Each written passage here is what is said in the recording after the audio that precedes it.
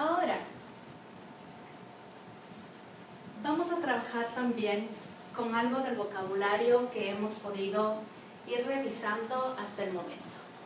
Entonces, por un lado tenemos la historia. ¿Qué historia estamos leyendo ahora? Estamos leyendo la historia del Quijote. ¿Cuál es la trama? El plot. Quiere decir, ¿de qué se trata lo que vimos hoy? Que el Quijote se encuentra con el molino de viento y encuentra en esa circunstancia la posibilidad de una aventura y entablar una guerra con esos molinos que él ve como gigantes. Perfecto. En este caso, vimos que teníamos un narrador, alguien que está contando la historia. ¿Sabemos quién es ese narrador o no lo sabemos? Bueno, no sabemos quién es específicamente, pero sí sabemos que cuando leemos el Quijote, alguien nos va a acompañar, ¿no? Porque en el capítulo primero dice en un lugar de la Mancha. Bueno, ahí lo habla el Quijote, ¿no? De cuyo nombre no quiero acordarme. Exactamente. Y además es alguien que nos dice que ha encontrado un manuscrito. No sabemos exactamente quién. Sí, eso no es un poco más adelante. Creo que el capítulo 11. También. Estuve leyendo un poco. Súper. Sí. Tienes toda la razón. Más adelante vamos a tener un poco más de detalles de quién es esta persona que nos está contando la historia. Tenemos nosotros, el lector, la lectora, los lectores. Tenemos el narratario, que es, habíamos dicho, esta persona que funciona como un puente, como esta estrategia a quién se dirige la narración. Los personajes. Y aquí me gustaría hacer además un error en lo que a veces solemos cometer por una traducción entre el inglés y el español. En español les llamamos personajes a lo que ustedes les llaman characters. Sin embargo, cuando traducimos eso al español, solemos tener un falso cognado o un falso amigo, es decir, palabras que son iguales en los dos idiomas, pero tienen diferencias. Por ejemplo, un carácter en inglés es un personaje, pero en español un carácter es una de las letras que ustedes utilizan cuando estamos haciendo un libro. Es una letra, un punto, eso es un carácter, incluso un espacio. Entonces, ojo con eso para que podamos pensar en la diferencia. ¿Qué es una novela? ¿Cómo la diferenciamos de otros tipos de historias? Bueno, una novela, creo, sí, yo la comparo con un cuento, ¿no? Entonces, una novela tiene como las partes de un cuento, que sería como una introducción, un desarrollo y una conclusión, un cierre, pero la novela, específicamente esta novela que es del siglo XVII, que es como la primera novela del español, ¿no? Lo que se caracteriza creo es que tiene como más extensión y aparecen más personajes y aparecen más como conflictos, no es solo uno como puede aparecer en un cuento. Súper. Y que es un relato ficcional. Súper. Ahora pensemos, ¿son todas las novelas relatos ficcionales? ¿O podemos tener otro tipo de relatos también en las novelas? Bueno, ahí hay un gris. Ahí hay un gris, supuestamente. Sí. Y de hecho también sucede lo mismo con la idea de la extensión. Las dos han señalado elementos bastante importantes sobre si es que intervienen más personajes, si es que es una narración solamente ficticia. Al respecto tenemos muchas teorías, pero todavía no nos vamos a meter en eso. Vamos a pensar que por el momento, por la extensión y por los datos que ya tenemos, que nos han dicho que es la primera novela contemporánea, posiblemente la novela más importante del español, vamos a dar por cierto que esta es en efecto una novela. Y tenemos varias características. Es extensa, tiene varios personajes, tiene además diferentes situaciones y sin embargo vamos a encontrarnos que la trama se va desarrollando de a poco. En este caso, se va desarrollando en los capítulos. Vamos a pensar en esta diferencia también con el cuento. Vamos a poner por ahora que la diferencia es la extensión y ojo, también vamos a tener aquí otro error común. Recordemos que en español las palabras tienen género y número, son masculinas o femeninas y plurales o singulares. Entonces, ¿qué es el cuento? Es una historia, pero la cuenta es cuando ustedes piden el bill en un restaurante. Entonces, ojo con eso, no es la cuenta, es el cuento o la historia. Y aquí, por ejemplo, les he puesto dos ejemplos de relatos o de cuentos hiperbreves. El uno que se considera el cuento más corto de la historia, que es El dinosaurio, que dice simplemente: cuando despertó todavía estaba allí, de Augusto Monterroso, y después El destino, de Franz Kafka. Y el cuento dice: una jaula salió en busca de un pájaro. Vemos que tiene todos los elementos en los que habíamos pensado. Vamos a discutir de eso más adelante. Tenemos, además, dentro de este vocabulario, los mitos, la oralidad y el mensaje. ¿Cómo podríamos definir qué es un mito? ¿Explican la creación de algo? Perfecto. Los mitos generalmente son grandes historias de una cultura que explican una creación. Por ejemplo, Adán y Eva, eso es un mito. ese es un mito que es un mito fundacional de la religión católica y de otras religiones que comparten esta historia. ¿Qué mito inaugura? Adán y Eva, la creación, ¿qué son?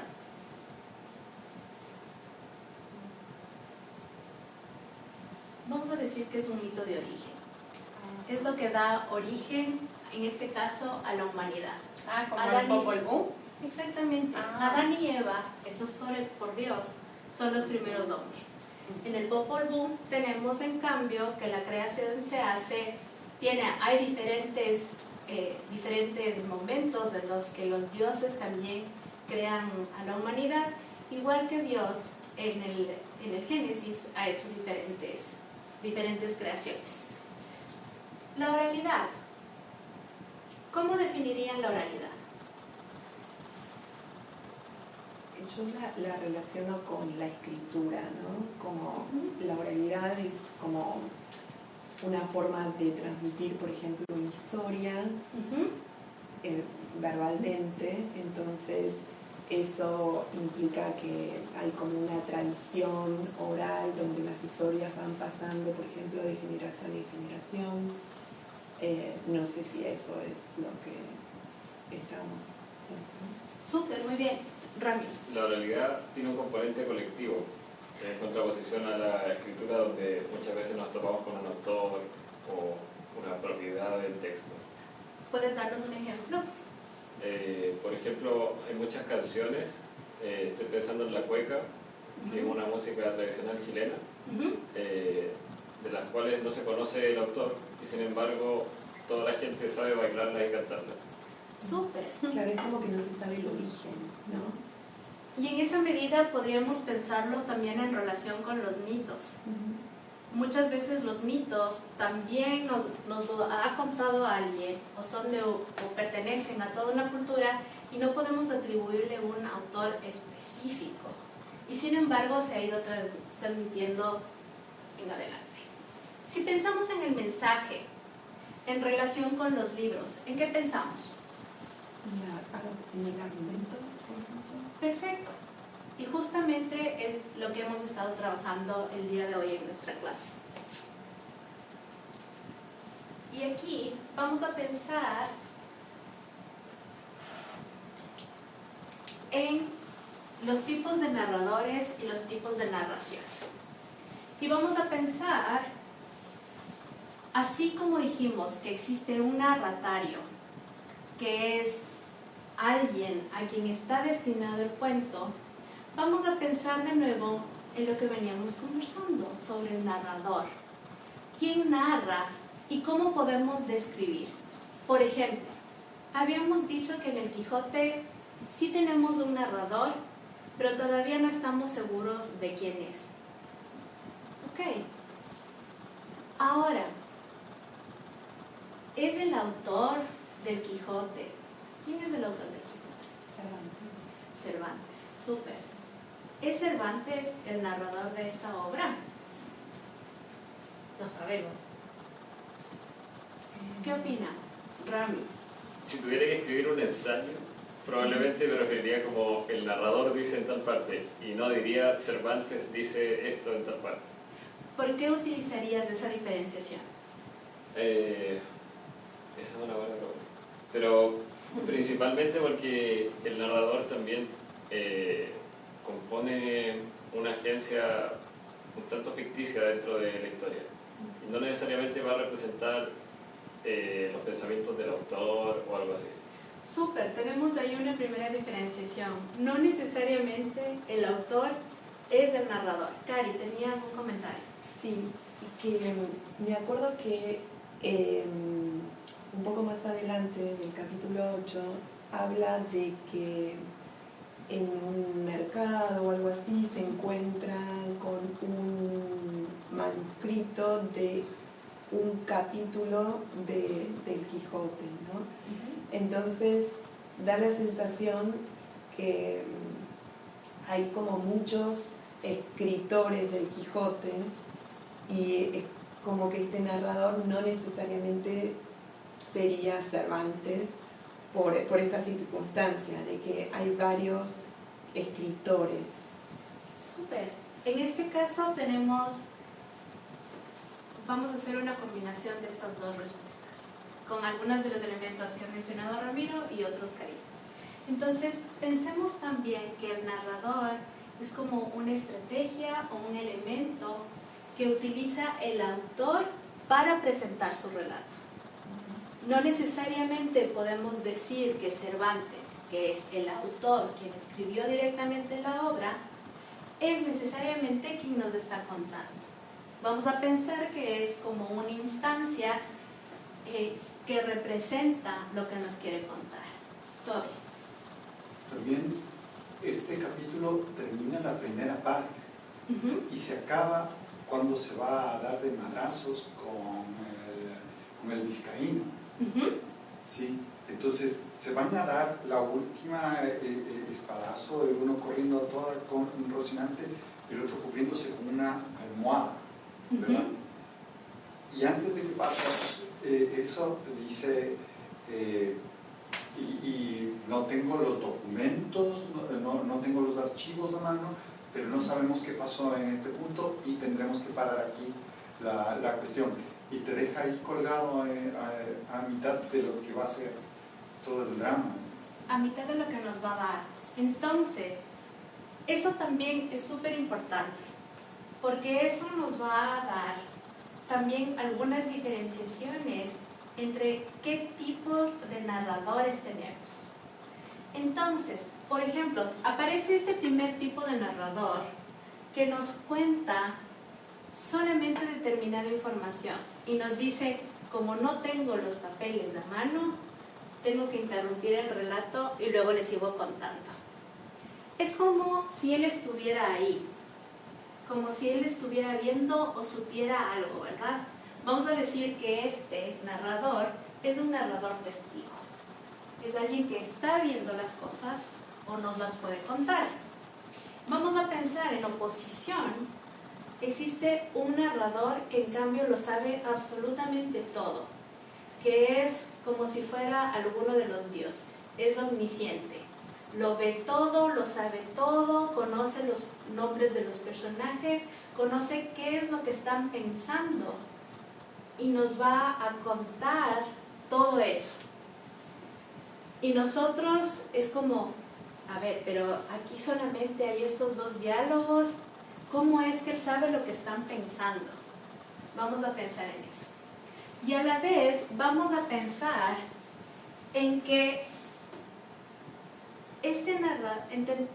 que hay otra diferenciación. En este narrador testigo, vamos a pensar que hay un narrador al que le creemos todo y otro que nos deja en la duda. Cuéntenme, para ustedes, ¿qué tipo de narrador tenemos en lo que acabamos de ver en este fragmento del Quijote? El que le creemos. Le creemos. ¿Por qué? Y lo habíamos visto al principio, que no es solo el narrador, sino también está Sancho Panza.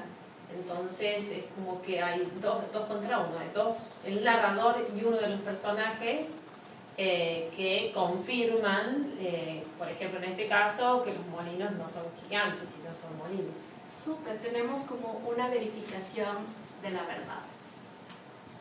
Y ahora,